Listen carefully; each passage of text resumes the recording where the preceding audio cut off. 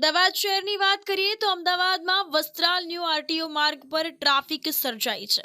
Division એ માર્ગ પર આડેધડ ઊભા રાખેલ કાર સહિતના વાહનોને લોક માર્યા હતા। તો વસ્ત્રાલમાં કાર્યરત શહેરના પૂર્વમાં રહેતા વાહન ચાલકોને આરટીઓ કચેરીમાં કામકાજ માટે આ સંકુલની બહાર વાહન ચાલક નાગરિક ટ્રાફિકને અડચણરૂપ બને તે રીતે વાહન પાર્ક કરીને જતા રહેતા હોય છે। તેના કારણે મુખ્ય માર્ગ પર દિવસ દરમિયાન ટ્રાફિક જામ થતો રહે છે અને આજે કચેરી ખુલ્યા બાદ ડિવિઝન ટ્રાફિક પોલીસ સ્ટેશનના અધિકારી તેમજ ટ્રાફિક પોલીસના જવાનોએ ટ્રાફિક સ્ક્વોડ અને ટોઈંગ વાન સાથે રાખીને 20થી વધુ કાર અને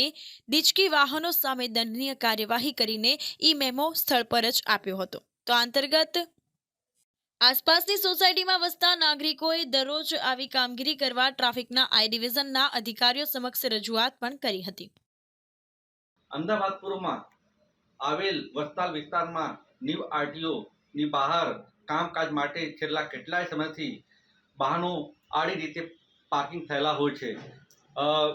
એમાં કેટલાય લોકોને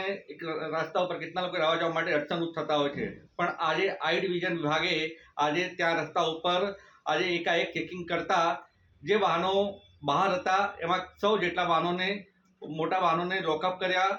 આપણે લોક કર્યા અને જે દ્વિચક્રી વાહનો હતા એમને દંડ ફટકાર્યા। આ ખરેખર આઈ ડિવિઝનની સરાહનીય કાર્યવાહી છે, ટ્રાફિક વિભાગની સરાહનીય કાર્યવાહી છે, કેમ કે છેલ્લા કેટલાય સમયથી ત્યાં આડી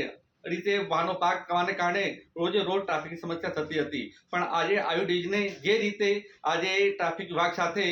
જે છાપો માર્યો અને જે મોટા મોટા વાહનો છે એને લોક કરી અને